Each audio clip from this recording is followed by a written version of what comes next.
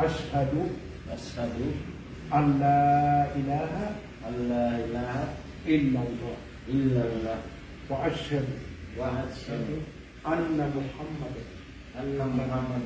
abduhu wa rasuluhu wa anna Isa ibn Maryam abduhu wa rasuluhu.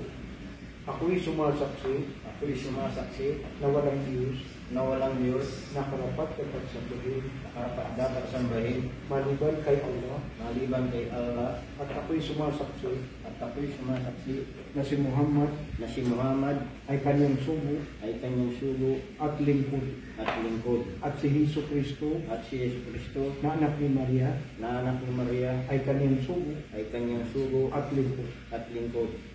Allahu Akbar.